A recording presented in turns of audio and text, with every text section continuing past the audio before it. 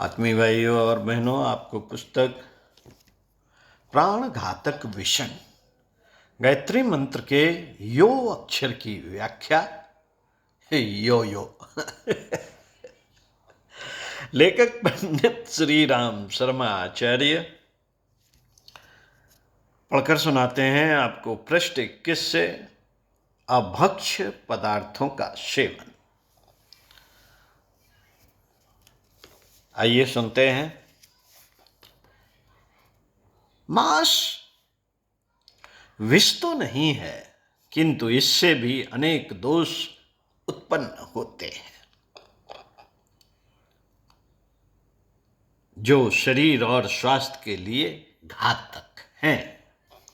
अधिक मांस खाने वालों को बदहजमी, पेट का भारीपन, कब्ज इत्यादि की शिकायतें उत्पन्न हो जाती हैं।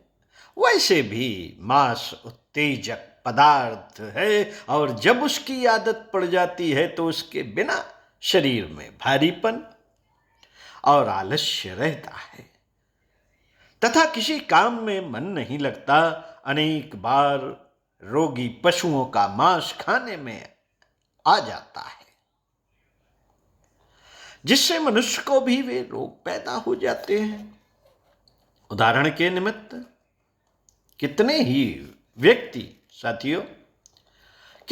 व्यक्ति मांस भक्षण को मोटे ताजे और स्वस्थ रहने का उपाय बताकर विवाद करते हैं।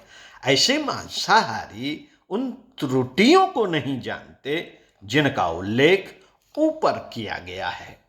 संसार में बड़े बड़े बलशालियों का भोजन दूध, शाक, अनाज, तरकारियों, मेवे आदि रहे हैं।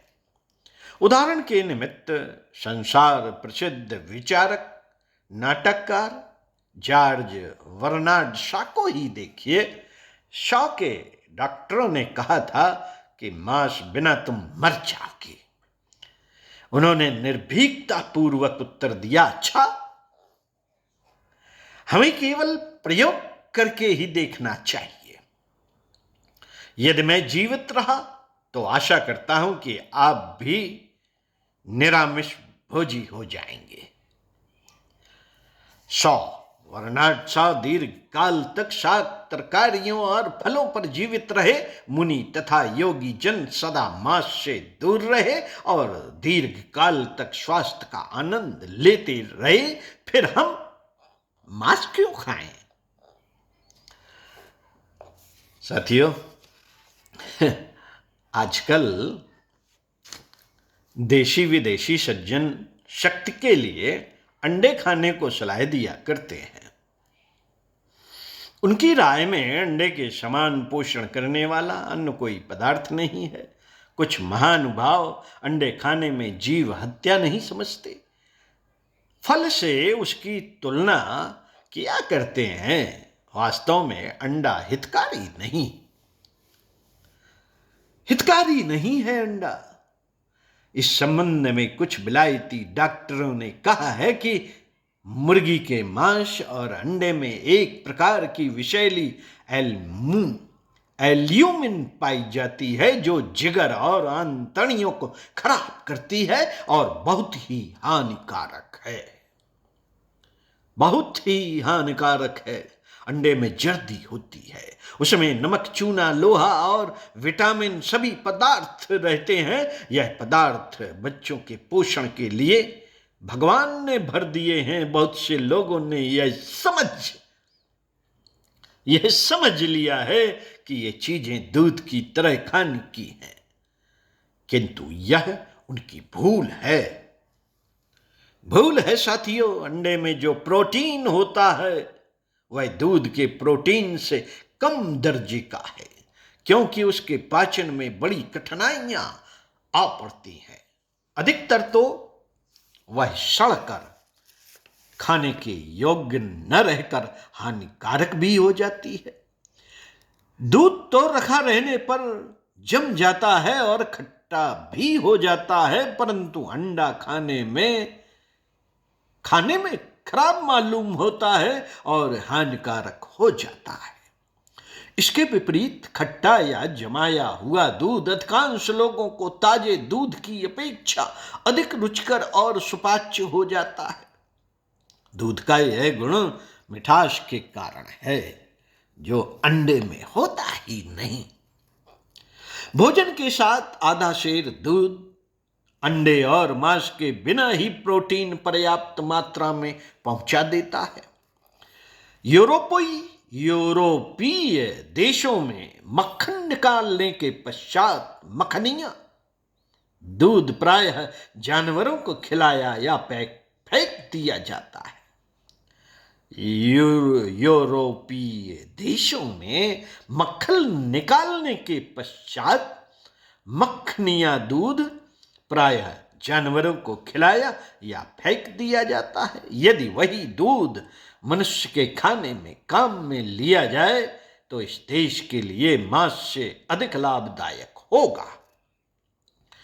9 औंस 4.5 छठा मक्खन या दूध शरीर में इतना चूना तथा हड्डियां बनाने वाली सामग्री उत्पन्न कर देता है जितना कि 1 दर्जन अंडे नहीं कर पाते।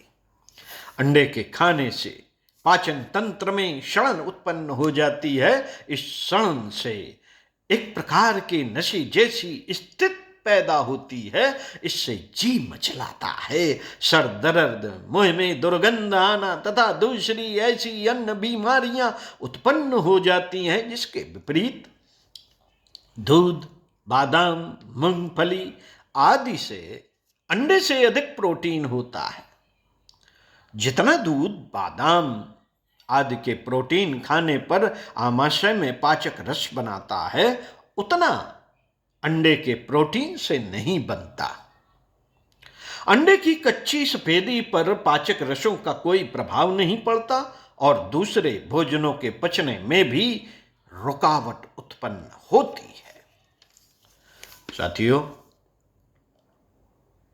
वेटल क्रीक सैनिटोरियम के सुपरिंटेंडेंट जॉन हर्वे लाग साहब लिखते हैं, मांसाहारियों के सब बहाने सब प्रकार से एक एक करके सभी लोप होते जा रहे हैं।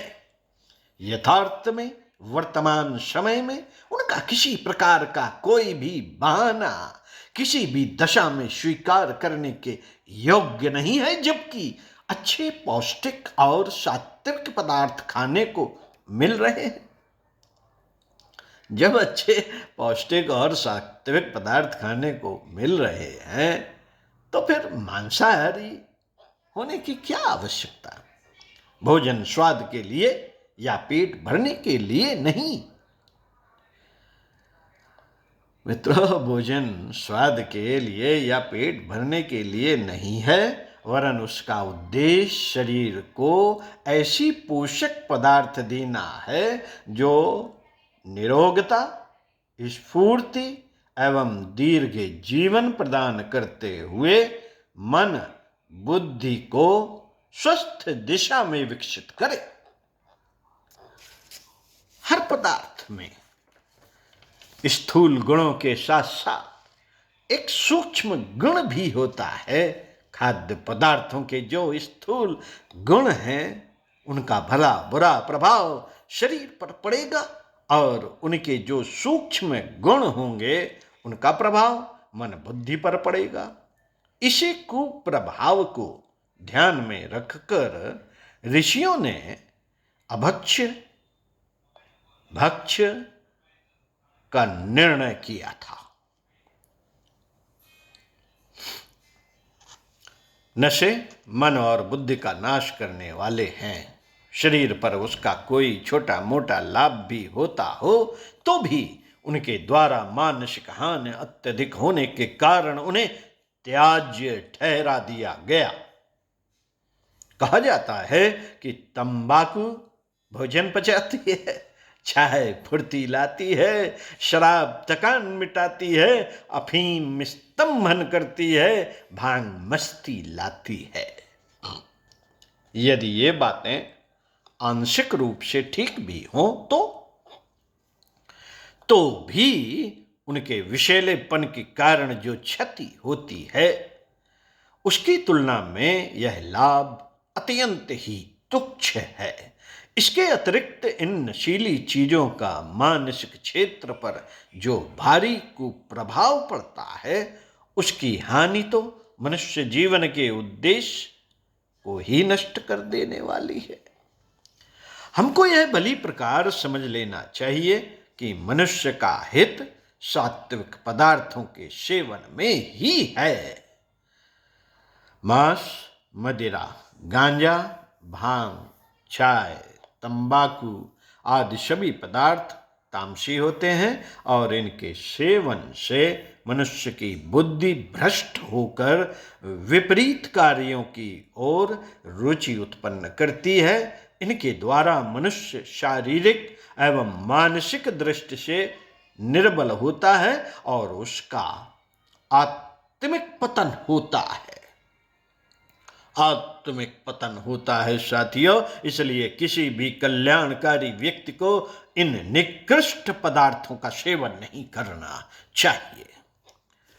ओम शांति। पुस्तक का समापन स्वाध्याय, सत्संग, चिंतन, मनन का क्रम बनाए रखिए और पढ़ते रहिए कुछ अच्छा, अथवा सुनते रहिए कुछ अच्छा।